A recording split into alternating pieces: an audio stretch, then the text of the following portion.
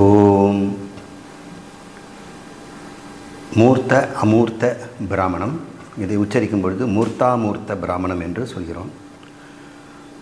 மூர்த்தம் என்றால் வடிவம். ஒரு சிலையை நாம் மூர்த்தி என்று அழைக்கிறோம். மூர்த்தம் என்பது வடிவம். அது எழுத்து வடிவமாகவும் இருக்கலாம், சிலை வடிவமாகவும் இருக்கலாம், சப்த வடிவமாகவும் இருக்கலாம்.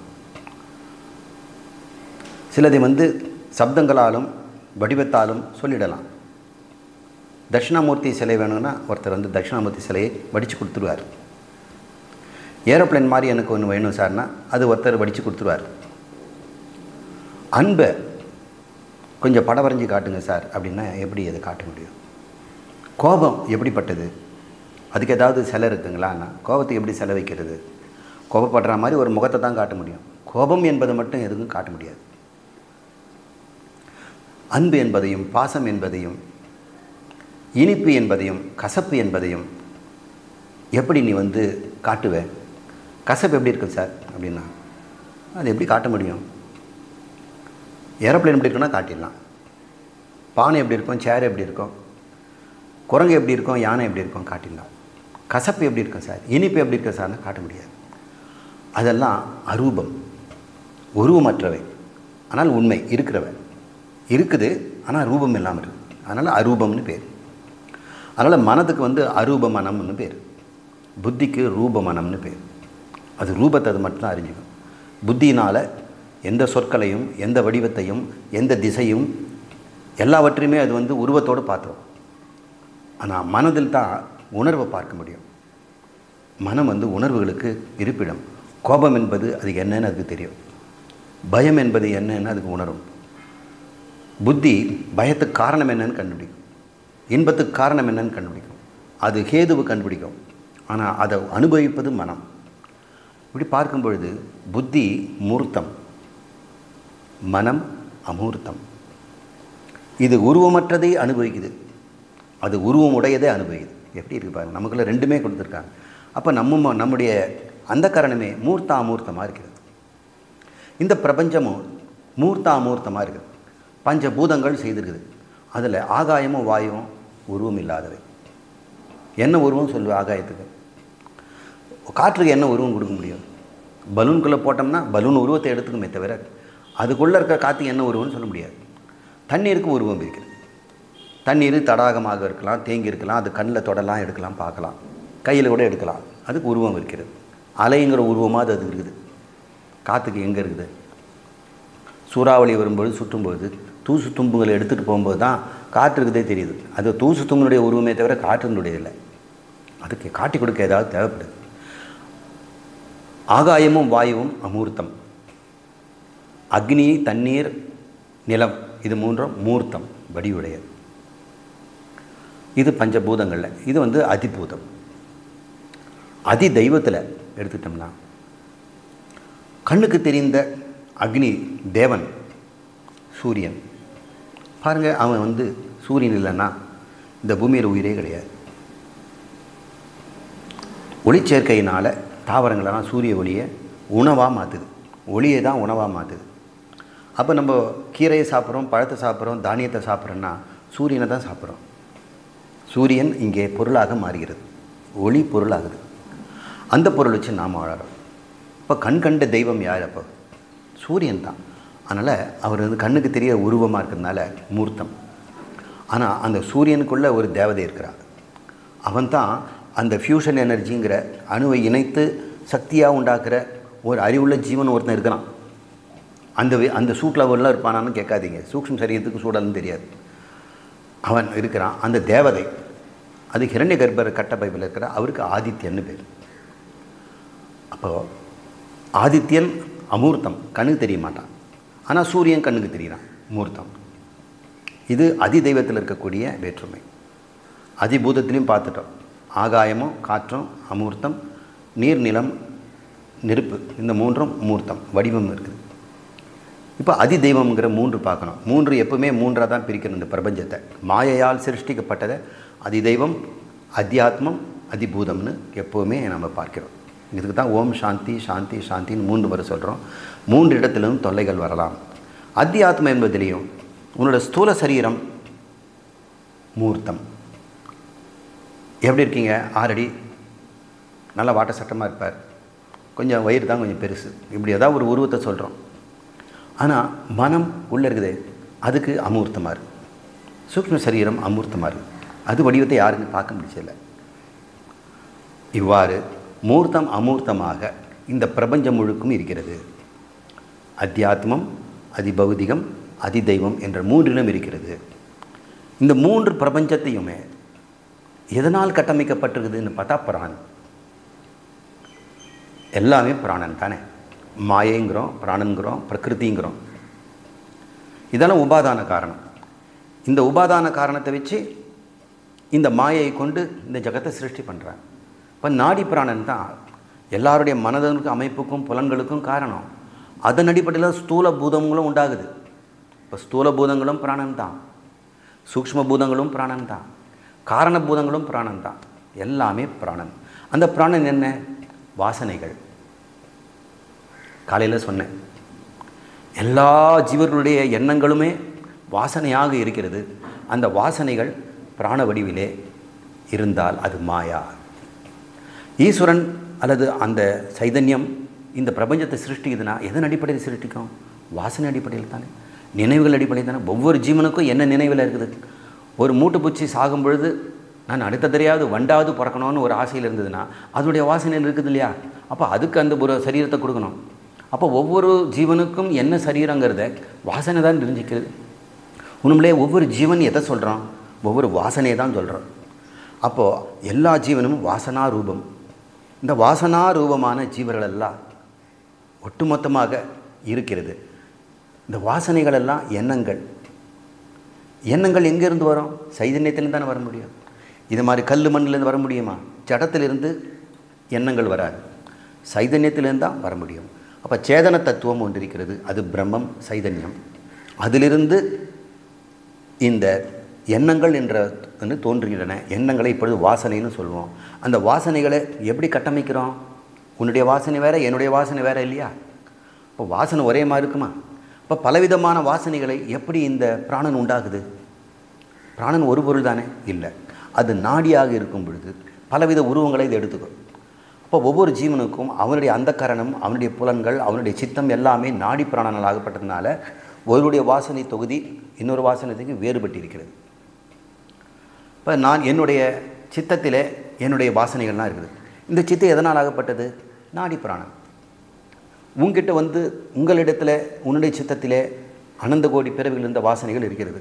அடுத்த பிறவிக்கு வேண்டிய வாசனை முதல்ல காத்துக்கிட்டு இருக்குது. அது எங்கே இருக்குது? சித்தம்ங்கிறோம். சித்தம் எதனால் ஆகப்பட்டது? நாடி பிராணன். இப்படி பார்த்தோம்னா நாடி பிராணன் தான் ஒட்டுமொத்த பிரபஞ்சத்துக்குமே கட்டமைப்பு. இந்த கட்டமைப்பு நாடி பிராணன் எங்கே இருக்கிறது? சைதன்யத்தில் இருக்குது. சைதன்யம் சேதனம், நாடி பிராணன் அச்சேதனம். அது ஜடமாக இருந்தாலும் அது பிறந்த இடம் எங்கே? சைதன்யம். இப்போ உன்னிடத்திலே ஒரு எண்ணம் தோன்றுச்சுன்னா அந்த எண்ணம் நீ யார்? ஆத்மா, சைதன்யம். சைதன்யத்துலேருந்து தான் எண்ணம் வரும். இந்த சரீரம், ஜடமான சரீரத்தில் எண்ணங்கள் வருமானு? உன்னுடைய மனத்துலேருந்து தானே வர முடியும். அப்போ மனம் சேதனமாக இல்லையா? சேதனம். அதனுடைய சேதனம் யாருது? சைதன்யம், ஆத்மாவுது. ஆத்மாவுடைய சைதன்யம் தான் மனத்திலே எண்ணங்களாக வருகிறது. எண்ணங்களை தான் மனம்னு சொல்கிறோம். மனத்தில் எண்ணம் வருதுன்னு சொல்லக்கூடாது. எண்ணங்களுடைய தொகுதிக்கு மனம்னு பேர். அந்த எண்ணங்கள் எல்லாம் நாடி பிராணன். சைதன்யமோ அதற்கு சத்தா ஸ்பூர்த்தியாக இருக்கிறதுன்னு சொன்னேன். அப்போ சத்தா ஸ்பூர்த்தியை மட்டும் கொடுத்துருது. ஆனால் அதில் எப்படி கயிறு தன்னுடைய சத்தா ஸ்பூர்த்தியை பாம்பு கொடுத்ததோ, தன்னை எதுவும் மாற்றிக்கொள்ளாமல், அதே போல் சைதன்யம் தன்னுடைய இழப்பு அடையாமல், மாறுதல் அடையாமல், கேடு அடையாமல், சுத்தத்தையும் கெடுத்து கொள்ளாமல் தன்னுடைய சத்தாஸ்பூர்த்தியை கொடுத்து பிராணனை கொடுத்து, பிராணங்கள் நாடிகளாகி, வடிவங்களாகி, மூர்த்திகளாகி, அந்த ஒவ்வொன்றும் வாசனைகளாகி, எல்லாருடைய வாசனை திரட்சியும் சேர்த்து இந்த பிரபஞ்சத்தை வழிநடத்துகிறது. அடுத்து என்ன நடக்கும் இந்த உலகத்தில்? அடுத்து என்ன நடக்க போகுது? 2225 நடக்க போகுது. எல்லாமே இந்த நாடி பிராணுடைய அடுத்து என்ன நடக்க போகுது? எல்லாமே இந்த வாசனையோட தொடர்ச்சி தான் என்று பாருங்கள். உங்களுடைய எண்ணங்களுமே வாசனை என்பதனால, அந்த வாசனைகள் எல்லாம் சைதன்யத்திலேருந்து தோன்றியதுனால, சைதன்யத்தினுடைய தயவில் தான் அது இருக்குது. சைதன்யத்திலேருந்து தோன்றி சைதன்யத்திலேயே இருந்து சைதன்யத்தை மறைகிறது. எப்படி வந்து சமுத்திரத்தில் ஐஸ் கட்டிகள் தானாக அதில் தோன்றி அதுக்குள்ளேயே இருந்து அதிலே கரையுது. அப்போ ஐஸ் கட்டி தண்ணி இல்லையா? அதுவும் தண்ணீர், இதுவும் தண்ணீர். இது சத்தியத்தின் சத்தியம். ஐஸ் கட்டி சத்தியம்னா அதனுடைய சத்தியம் தண்ணீர். இரண்டும் வேறு வேறா? ரெண்டும் வேறு. ஒன்று விவகாரத்தில் இருக்குது, ஒன்று பாரமார்த்திகமாக இருக்கிறது. இதெல்லாம் காலையில் பார்த்து முடிச்சிட்டோம். இத்தனை விஷயங்களையும் இந்த மூர்த்த அமூர்த்த பிராமணன் நமக்கு தெரிவிக்கப் போகிறது. இந்த பிரபஞ்சத்தின் அளவிலே ஒட்டுமொத்த வாசனைகளையும் நாம் சேர்த்து பார்த்தோம்னா அடுத்து சிருஷ்டிக்க வேண்டிய பிரபஞ்சத்தினுடைய அடிப்படையே இந்த வாசனைகள் தான். இந்த வாசனை அடிப்படையில் அடுத்த பிரபஞ்சம் உண்டாகிறது.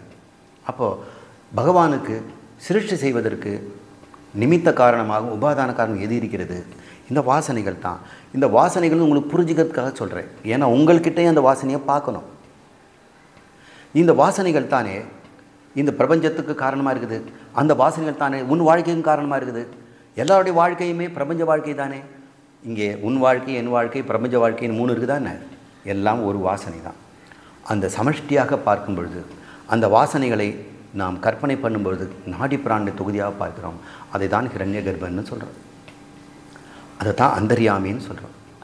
அதில் பிரதிபலிக்கின்ற அந்த பிரம்மத்தை தான் நாம் ஈஸ்வரன்னு சொல்கிறோம். அந்த பிரம்மம் இதில் பிரதிபலிக்கும் போது அவனுக்கு ஈஸ்வரன் என்று பெயர். அவனுக்கு செயல்படும் போது ஹிரண்ய கர்ப்பன் என்று பெயர். வாசனா ரூபமாக அந்த வாசனை அடிப்படையிலே ஸ்தூல பிரபஞ்சம் வந்ததுன்னா அவனுக்கு விராட் என்று பெயர். ஸ்தூலத்தை விராட் என்றும், சூக்ஷ்மத்தை ஹிரண்ய கர்ப்பன் என்றும், காரணத்தை ஈஸ்வரன் என்றும் சொல்கிறோம். யார் அந்த ஈஸ்வரன்? இந்த மாயா தொகுதியிலே, வாசனா தொகுதியிலே, பிராண நாடிகளிலே பிரதிபலிக்கின்ற சைதன்யம். அதே சைதன்யம் தான் பிரதிபலிக்கும் போது ஈஸ்வரன் பேர். அதே சைதன்யம் உன்னுடைய நாடி பிராணனாகிய வாசனைகளாகிய சித்தத்திலே பிரதிபலிக்கும் பொழுது அதை நீ மனிதன் ஜீவன் என்று சொல்கிறாய். ஜீவனும் ஈஸ்வரனும் வாசனைகளிலே வேறு. அவன் ஒட்டுமொத்த வாசனை உடையவன், இவன் தனித்தனி வாசனை உடையவன் ஜீவன். ஜீவன் எப்பொழுது பிரம்மமாக மாறுவான்? இந்த வாசனைகள் எல்லாம் நீங்கும் பொழுது அந்த ஜீவனையே அழிந்து விடுகிறான். ஜீவத்துவம் நாசமாகிறது. ஒருவன் தன் வாசனைகளை எல்லாம் இழந்து விட்டால் அவன் பிறப்பதற்கு காரணமே இல்லை. அவனுக்கு எதன் அடிப்படையில் உடம்பு கொடுக்க முடியும்? வாசனையே போயிடுச்சு. வாசனைகள் தான் அடுத்து செய்ய வேண்டியதும் எதிர்காலத்தையும் நிர்ணயிக்குது. அப்போ காலமே இல்லாமல் போய் உடம்பெடுக்க வேண்டிய அவசியம் இல்லாமல் வாசனைகள் நீங்க பிறகு ஜீவனும் அழிகிறான். ஆனால் ஈஸ்வரன் அழிய மாட்டார். ஒரு வாசனை போச்சு, அவ்வளோதான். இன்னும் அனந்த கோடி ஜீவர்கள் இருக்கிறாங்க இல்லையா? நமக்காவது மோட்சம், ஈஸ்வரனுக்கு மோட்சமே இல்லை. ஆனால் அவர் எப்பவுமே மோட்சத்தில் இருக்கார். காரணம், அவர் ஞானி. இந்த ஜீவன் ஞானம் அடைந்ததுனால இவன் மோட்சம் அடைஞ்சான். அவர் மோட்சமே தேவையில்லாமல் அனாதி காலத்திலேருந்து ஞானி, இவன் அனாதி காலத்திலேருந்து அஞ்ஞானி இப்படின்னு புரிஞ்சுக்குங்க. உங்கள் வாசனைகளை நீங்கள் எப்படி நீக்க போகிறீங்க? உன் மண்டி கிடக்கும் வாசனைகள் ஒவ்வொரு சனமும் வெளிவருதே. சும்மா இருக்கிறவர் எழுந்து போய் ஃப்ரிட்ஜை திறந்து ஒரு ஐஸ்கிரீம் எடுத்து சாப்பிடலாம் அப்படின்னும் போது ஒரு வாசனை வெளிவருது. அந்த வாசனை எப்படி? ஏற்கனவே அந்த ஐஸ்கிரீமை வாங்கி ஃப்ரிட்ஜுக்குள்ளே வச்ச நினைவு இருக்குது. அந்த வாசனை எப்படி வந்தது? அதுக்கு முந்தின நாள் ஐஸ்கிரீம் சாப்பிடணும் ஒரு ஆசைப்பட்டு கடைக்கு போன ஒரு வாசனை. வாசனைகள் தான் உன்னுடைய செயலை தூண்டுகிறது. செயலும் நிறைவடைஞ்ச பிறகு அந்த நிறைவடைஞ்ச செயலினுடைய பலன்கள் மறுபடியும் வாசனையாக உள்ள போகுது. இப்போ பிரபஞ்சம் என்பது என்ன? ஒட்டுமொத்த வாசனை. தனிமனிதன் என்பவன் யார்? ஒரு குறிப்பிட்ட வாசனை. இந்த வியஷ்டி சமஷ்டி, இது அத்தியாத்மம், அது ஐதெய்வம். இது உண்டாகிறது தான் பிரபஞ்சம். அது அதிபௌதிகம். இப்போ அதிபௌதிகம், அதிதெய்வம், அத்தியாத்மம் மூன்றுமே வாசனைகள் தான். வாசனைகள் எப்படிப்பட்டது? நாடி பிராணன். அந்த நாடி பிராண தொகுதிக்கு பேர் யார்? ஹிரண்ய கர்ப்பன். அதுதான் மாயா. அதில் பிரதிபலிக்கின்ற அந்த சைதன்யம் பேர் தான் ஈஸ்வரன், பிரம்மம் என்று புரிந்துகள். இப்படி எடுத்துக்கிட்டீங்களா? இப்போது பயனுள்ள ஒரு விஷயத்தை சொல்கிறேன். இந்த வாசனைகள் நீங்கினால் மோட்சம்னு சொன்னேன். இனிமேல் பிறக்க வேண்டியதில்லை. வாசனைகள் தான் உனக்கு கர்ம பந்தத்தை உண்டாக்குகிறது. ஆசைப்பட்டு ஒரு காரியத்தை செய்கிறோம். அந்த ஆசைப்பட்ட காரியம் நிறைவேறினால் இன்பம், நிறைவேறவிட்டால் துன்பம். துன்பத்தை துடைப்பதற்கு மறுபடியும் இன்னொரு காரியம், அந்த காரியத்தினால் மறுபடியும் மீண்டும் துன்பம். இவ்வாறு துன்பத்திற்கம்ப துடுத்து கொண்டிருக்கிறது வாசனைகள் தான். மோட்சம் என்பதே வாசனைகளின் தூண்டுதல் இல்லாமல், வாசனைகளில் ஏவுதல் இல்லாமல், தூண்டலும் ஏவலும் உன்னிடந்தே வராமல், வெளின்ற பொருட்களும் உன்னை தூண்டாமல் ஏவாமலும் நீ சர்வ சுதந்திரமாக பூரணமாக இருப்பதற்கு தடையாக இருப்பது வாசனைகளே. இதற்கு பேர் வாசனாட்சயம். வாசனையை நீக்குதல். இதை நம்மால் செய்ய முடியாது. ஞான தரிசனத்தினால்தான் இது செய்ய முடியும். தன்னை ஆத்மா என்று தெரிந்து கொண்டவன், சைதன்யம் என்று தெரிந்து கொண்டவன், தன்னிடம் இருக்கின்ற வாசனைகள்லாம் மித்தியா, என்னிலுடைய தயவில் என் பிச்சையில் இருக்கின்றது, என்னை சார்ந்திருக்கிறது, என்னில் தோன்றி தற்காலிகமாக இருந்து என்னிலே மறைகிறது, அதற்கு நான் உருவம் தர வேண்டியதில்லை, அதற்கு முக்கியத்துவம் தர வேண்டியதில்லை, அது மித்தியான்னு தெரிஞ்சுக்கிட்டா போதும். இந்த வாசனைகளை மித்தியான்னு தெரிஞ்சுக்கிட்டவனுக்கு அதை நிறைவேற்ற என்ற ஆர்வம் போயிடும். அதை சத்தியன்னு தெரிஞ்சவனுக்கு நிறைவேறத்துக்கு ஓடுவான். எவன் ஒருவன் அதை மித்தியா என்று தத்துவ ஞான தரிசனத்தால் தெரிந்து கொண்டானோ அவனுக்கு வாசனைகள் ஜெயமாகின்றன. இந்த வாசனைகளிலும் 2 விதமான வாசனைகள் இருக்கிறது. ஒன்று பலமான வாசனை, மற்றது பலகீனமான வாசனை. பலகீன வாசனைகள் தானாகவே மறைந்து விடுகின்றன. பலமுள்ளவைகள் உன்னை தூண்டி செயல்படுத்துகின்றன. அவற்றை மித்தியா என்று தெரிந்து கொள்வதால் அவை பலம் குறைகின்றன. முதலில் ஒருவன் பலத்தை குறைக்க வேண்டும், பிறகு அவற்றை நீக்கிக் கொள்ள வேண்டும். இந்த பலத்தை குறைப்பதும் நீக்கிக் கொள்வதும் தான் நிதித்தியாசனம் என்று சொல்லப்படுகிறது. ஒருவன் ஞானம் பெற்ற பிறகு குறைந்த காலம் 2 அல்லது 1 வருஷங்கள் தனிமையிலே உறவுகளையும் பொருள்களையும் விட்டுவிட்டு இந்த வாசனைகளை குறைப்பதற்கு என்ன செய்யணுமோ அதை செய்யணும். வாசனைகளை எழுப்புவதற்குன்னு சுற்றுச்சூழலுக்கு காத்துட்டு இருக்குது. அங்கே இருந்துக்கிட்டு வாசனையை எழும்பக்கூடாதுன்னு சொல்ல முடியாது. அந்த சமயம் மித்தியான்னு சொல்கிறதுக்குள்ளே அது சத்தியமாயிடும். உன்னால் நிறைவேற்ற ஓடிடுவேன். ஆனால் தனிமையில் இருக்கும் பொழுது வாசனையை எழும்புவது மித்தியா என்று பார்க்க முடியும். ஏனால் அதை நிறைவேற்றுவதற்கு வாய்ப்பு இல்லை. உலகத்தில் போயிட்டுனா உடனடியாக வாய்ப்பை அது ஏற்படுத்தி கொடுக்கும். நீ செய்திருவே, சத்திய புத்தி உண்டாயிடும். ஒருவன் தத்துவார்த்த தரிசனத்தினால் வாசனைகளை மித்தியா என்று கண்டுபிடித்து அவற்றை பலமிழக்க செய்ய வேண்டும். பலமிழந்த வாசனைகள் உன்னை செயல்படுத்தாது. நீண்ட காலம் இந்த அபியாசத்தில் இருந்தால் படிப்படியாக அனைத்து வாசனைகள் பலம் குன்றி போய் தோன்றியவுடனே அது சைதன்யத்திலேயே மறைந்துவிடும். நீ சுத்த சைதன்யமாக இருப்பாய். இது வாசனா ஜெயம்.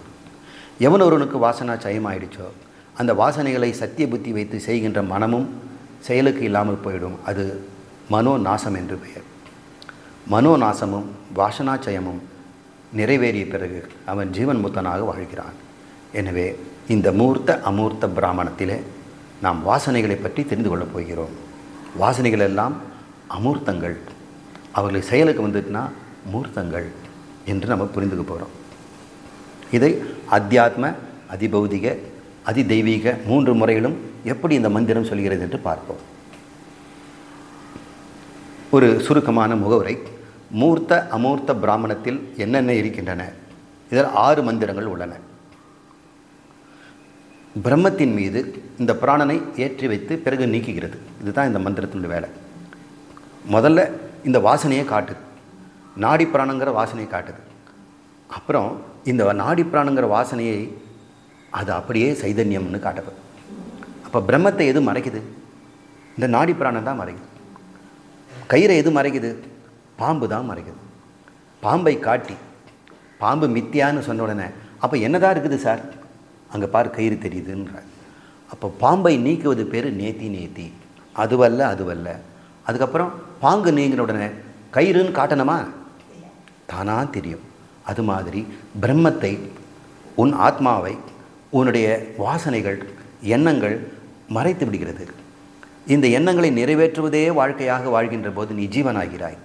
நீ ஜீவனாக இருக்கும் வரை நீ பரமாத்மா என்பதை பார்க்க முடியாது. இவற்றை நேத்தி செய்யணும். நேத்தி என்றால் என்ன? ந இது, இதுவல்ல என்று 2 முறை சொல்லப்படுது. இதுவல்ல என்று உன்னுடைய வாசனைகளை எல்லாம் நீக்கிவிட்டால் பிறகு என்ன இருக்கும்? நீக்கமர நிறைந்திருக்கின்ற உன்னுடைய சொரூபம் உனக்கே தெரியும். இன்னும் யாரும் காட்ட வேண்டியதில்லை. இவ்வாறு பிரம்மத்தின் மீது பிராணனை ஏற்றி வைத்து உலகமாக காட்டி, வாசனையாக காட்டி, பிரபஞ்சமாக காட்டி, பிறகு இதெல்லாம் மித்தியா என்று நீக்கிய உடனே மித்தியா இருக்கணும்னா சத்தியம் இருக்கணும். அப்போ எது சத்தியம்னு பார்த்தீங்கன்னா அது பிரம்மம் என்று தெரியும். அதே போல் உன்னிடம் இருக்கின்ற எண்ணங்களை எல்லாம் வாசனை என்று சொல்லி, வாசனைகளுக்கு இருப்பிடமே இல்லை, சத்தா ஸ்பூர்த்தியாக இருக்கணும்னா அதுக்கு சைதன்யம் ஒன்று வேணும் போது வாசனையை நீ உண்மை அல்ல என்று தள்ளிய உடனே உண்மையான நீ சுட்டப்படாமலே உனக்கே தெரிவாய் என்று பெயர். அப்போது ஒன்றை காட்டி கொடுப்பதற்கு 2 விதமான வாக்கியங்கள் உண்டு. விதிமுக வாக்கியம், நிஷேத வாக்கியம். ஒருத்தர் வீடு இருக்குது, பாருங்க, லக்ஷ்மணன் வீடு தான் நீங்கள் கேட்குறீங்க, காட்டுறேன் கேளுங்க. லக்ஷ்மணன் வீடு தென்னை மரம் இல்லாத வீடுங்க அப்படின்னு சொல்கிறோம். அப்படின்னா என்ன? விதிமுகம்னா தென்னை மரம் இருக்கிற வீடுன்னு சொல்லணும். நிஷேத வாக்கியம்னா தென்னை மரம் இல்லாத வீடுன்றோம். ரெண்டுமே பயன்படுது. நிஷிமுத வாக்கியத்தில் என்ன நிஷேத பண்ணோம்னா, யார் வீட்டிலே தென்னை மரம் இல்லையோ அது லக்ஷ்மணன் வீடு. அப்போனா எல்லா வீட்லேயும் தென்னை மரம் இருந்தாகணும். எல்லார் வீட்லேயும் தென்னை மரம் இருந்ததுன்னா அப்போது நீங்கள் லக்ஷ்மணன் வீடு தென்னை மரம் இல்லாத வீடுன்னு சொல்லலாம். அப்போது லக்ஷ்மணன் வீடு எப்போ ஒன்று இருக்கிறத தான் காட்டினாக்கா விதிமுகம். இது பானை அல்ல அப்படின்னு நான் சொல்ல முடியாது. இது பானை அப்படின்னா விதிமுகம். இது கொடை அல்ல, இது பாய் அல்ல, இது நாய் அல்ல அப்படின்னு எத்தனை மந்தி அல்லன்னு சொல்கிறோம். அதெல்லாம் நிஷேதம். இப்படி நிஷேதம் பண்ணணும்னா இந்த உலகத்தில் பிரபஞ்சம் அத்தனை நிஷேதம் பண்ணவர் தான் அந்த பானை தெரியும். இதுக்கு என்ன பயன்படுத்தணும்? விதிமுக வாக்கியமத்தே சொல்லுங்கள் சார், அது அல்ல அது அல்லன்னு ஏன் சொல்கிறீங்க அப்படின்னு சொல்கிறோம். எல்லா விஷயத்துக்கும் நம்ம விதிமுக வாக்கியத்தை சொல்லலாம். இது பானை, இது பேனா, இது ஒரு பல்பு அப்படின்னு சொல்கிறோம்.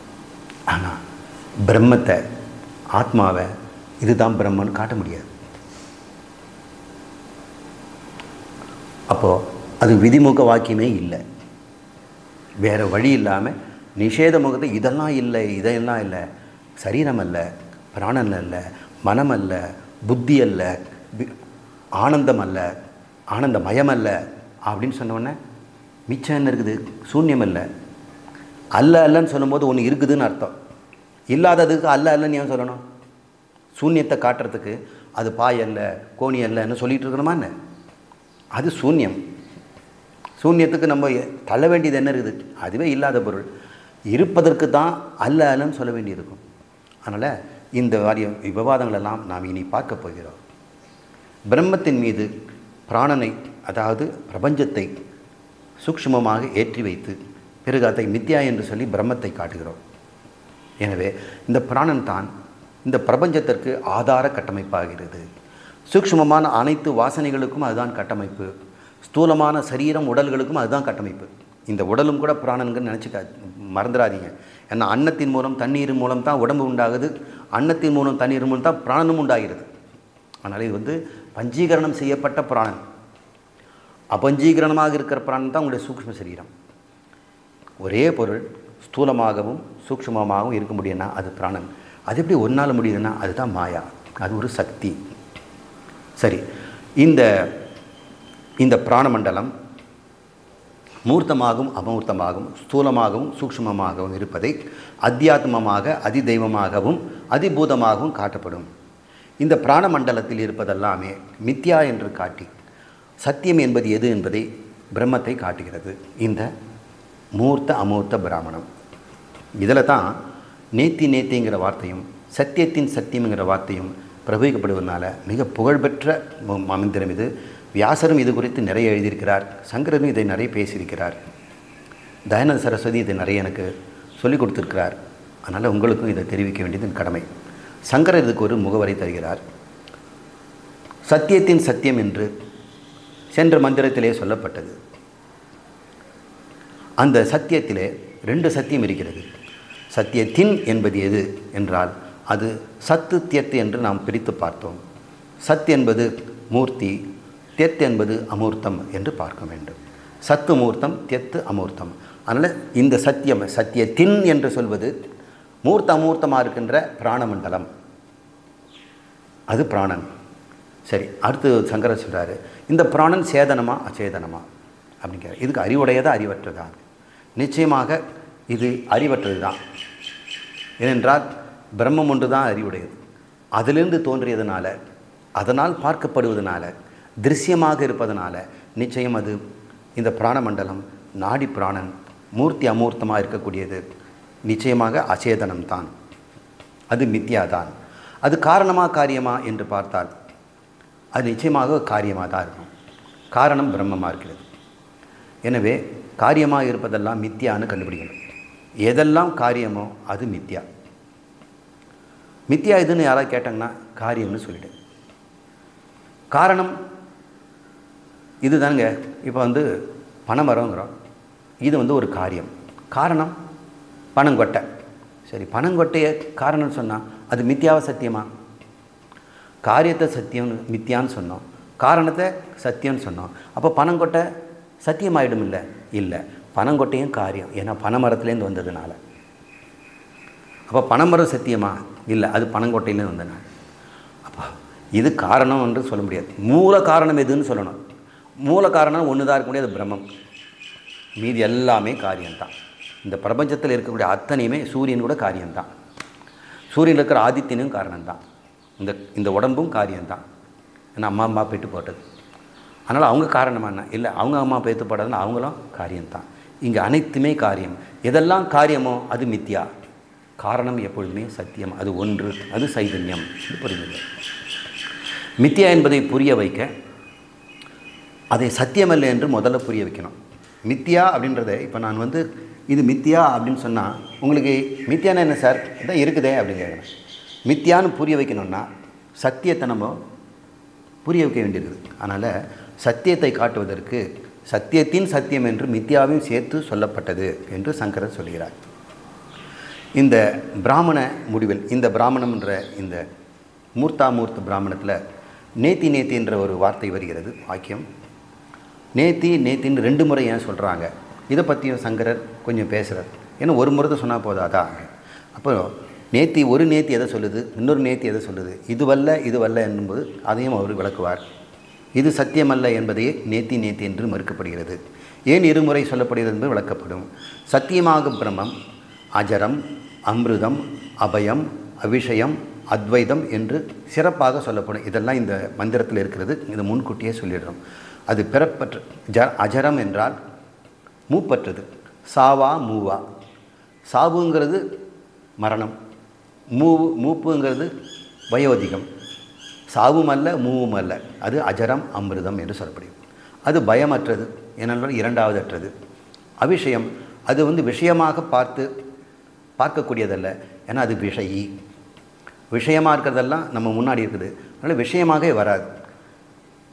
நீ எப்படி உனக்கு விஷயமாவ? உனக்கு நான் எல்லாம் விஷயமாக இருக்கலாம். என்ன விஷயம் சார் அப்படின்னு கேட்குறீங்க. அதில் என்ன விஷயம் இருக்குது? பெட்டி திறந்து பார்க்குறீங்க. உனக்கு நீ விஷயமாவியா? நீ எல்லாத்துக்கும் விஷயி. உனக்கு நீ விஷயமாக மாட்ட. மற்றவங்களுக்கும் உன்னுடைய ஆத்மா விஷயமாகாது, காட்ட முடியாது. அது இரண்டற்றது, அத்வைதம் என்று சிறப்பாக சொல்லப்படுகிறது. இவ்விதமாக மூர்த்த பிராமணம் அமைந்திருக்கிறது. இந்த முதல் மந்திரத்தில் இருக்கக்கூடியதை பார்த்துவிட்டு நாம் அடுத்த வகுப்பு செல்வோம். த்வே வாவ பிராமணோ ரூபே. பிரம்மத்திற்கு பிரம்மத்திற்கு 2 த்வேனா 2 ரூபங்கள். ரூபே வாவ என்றால் இன்ஃபேக்ட் நிச்சயமாக உள்ளது. பிரம்மத்துக்கு 2 ரூபம் இருக்குதாங்க. அப்போ இது எப்படி? மூர்த்தம் ச அமூர்த்தம் ச. அந்த உருவங்களை நாம் மூர்த்தம் என்றும் அமூர்த்தம் என்றும் 2 உருவங்களை சொல்லலாம். நமக்கு மூர்த்தத்துக்கு என்ன சொன்னேன்? புத்தி, நாமங்கள், தெளிவாக இருக்கிற ரூபங்கள் எல்லாம் சொன்னேன். மனம் அரூபம், இனிப்பு, கசப்பு, கோபம் இதெல்லாம் அரூபமானதுன்னு சொன்னேன். இவ்வாறு 2 விதமாக இந்த வாசனைகள் இருக்கிறது. பிரம்மம் தான் இந்த 2மாக இருக்கிறது என்று இங்கே சொல்லப்படுகிறது. அதனால் இந்த பிரம்மத்தை காட்டி கொடுக்கறதுக்கு மூர்த்தமும் அமூர்த்தமும் தேவைப்படுது. அமூர்த்தத்தை கண்டுபிடிச்சிச்சு இது மித்தியான்னு சொன்ன உடனே சத்தியம் பளிச்சுன்னு தெரியும். இதை நினைவுபடுத்துவதற்காக ஞாபகார்த்தம் இது மூர்த்தம் அமூர்த்தம் சொல்லப்படுகிறது. அத்தியாத்ம ரூபமாக மூர்த்தமும் அதிதெய்வமூர்வமாக அமூர்த்தமும் இருக்கிறது. இதுக்கு இந்த மூர்த்தம் அமூர்த்தமுக்கும் 3 அடைமொழிகள் தரப்படுது. மர்த்தியம் ச அமிர்தம் ச. இந்த மூர்த்தம் அமூர்த்தம் அழிவதாகவும் அழிவற்றதாகவும் இருக்கிறது. எது அழியும் எது அழியாது? மூர்த்தம் அழியும், அமூர்த்தம் அழியாது. மூர்த்தம்னா வடிவு. ஒரு வீடு கட்டிட்டோம்னா மூர்த்தம், சிலைன்னா மூர்த்தம், இந்த பானை மூர்த்தம். இது எப்படி தான் அழிஞ்சிடும், வீடும் இடிஞ்சிடும், இந்த சரீரமும் அழிஞ்சிடும். இந்த சரீரத்துக்குள்ள கண்ணுக்கு தெரியாத ஜீவன் இருக்குது, அது அமூர்த்தம். அது அழியுமா? அது அழியாது. அப்போ அமூர்த்தம் அழியாது, மூர்த்தம் அழியும். அதனால் இந்த பிரம்மத்தினுடைய 2 ரூபங்களாகிய அமூர்த்தம் மூர்த்தம், மூர்த்த அமூர்த்தமும் மர்த்தியம் ச அமிர்தம் ச 2 சொல்லுது. 2வது சொல்லுது ஸ்திதம் ச யத் ச. அது ஸ்திதம்னா ஸ்டேபிள், ஒரு நிலையான ஒரு வடிவம் உடையது, அளவுடையது, பரிச்சின்னம். யத் ச என்றால் அளவற்றதாகவும் இருக்கும். அப்போ மூர்த்தம் என்றாலே இவ்வளோ பெருசு இருக்குது சார், பெருசு சூரியன் கூட பெருசு தான், ஆனால் அது மூர்த்தம். ஆனால் அதுக்குள்ளே இருக்கிற ஆதித்யன் அமூர்த்தம். அவன் எல்லாம் பரவி இருப்பான். அதனால் அவன் ஒரு இடத்துல இருக்க முடியாது. அமூர்த்தம்னா அது வடிவம் இல்லை, அதுக்கு எங்கே இருக்குதுன்னு சொல்ல முடியுமா? எல்லா இடத்துல இருக்கும், அளவற்றதாக இருக்கும், அபரிச்சின்னமாக இருக்கும். ஆனால் மூர்த்தம்னு சொன்னாலே அதுக்கு வடிவம் வந்துடும். அப்போ மூர்த்த அமூர்த்தத்தை நமக்கு கிளியராக விளக்கி காட்டுது. ஒன்று மர்த்தியம் அமிர்தம், இன்னொன்று ஸ்திதம் யத்து, யத்துன்னு சொல்லுது. அப்புறம் சத்து தியத்துன்னு இன்னொரு வார்த்தை சொல்லுது. சத் என்பது பிரத்யட்சமாக கண்ணால் பார்க்கின்ற உடல். தியத் என்பது புலன்களுக்கு எட்டாத, கண்ணுக்கு தெரியாத இந்திரியம், அகோச்சமாக இருக்கக்கூடியது சூக்ஷ்ம சரீரம் என்று ஸ்தூல சரீரம் சூக்ஷ்ம சரீரத்தையும் சத்து தியத்து என்று 3 முறை இது சொல்கிறது. ஒன்று மர்த்தியம் அமிர்தம், ஸ்திதம் யத்து, சத்து தியத்து என்று 3 முறை சொல்கிறது.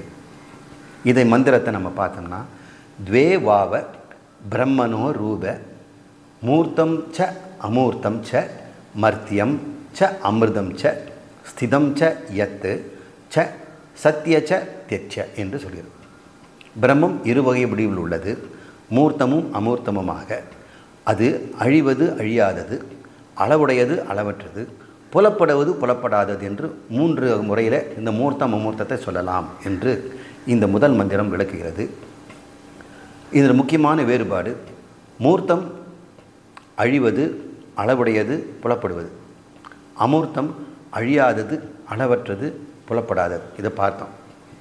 அழிவது மர்த்தியம், அழியாதது அமிர்தம், அளவுடையது நமக்கு சொன்னோம் தியத் சத்து என்று சொன்னோம். அப்புறம் ஸ்திதம் யத்துன்னு சொன்னோம். இவ்வாறு 3 முறை வேறுபாடு காட்டுகிறார். இந்த வேறுபாடுகளை அத்தியாத்ம, அதிதெய்வ, அதிபூதங்களிலும் நாம் இனி பார்க்க போகிறோம். அடுத்து இந்த 2வது 3வது மந்திரங்களை, 2வது 3வது மந்திரங்களை அதிதெய்வத்தில் பார்க்கின்ற முறை சொல்லப்படுகிறது. அதை அடுத்த வகுப்பில் பார்ப்போம்.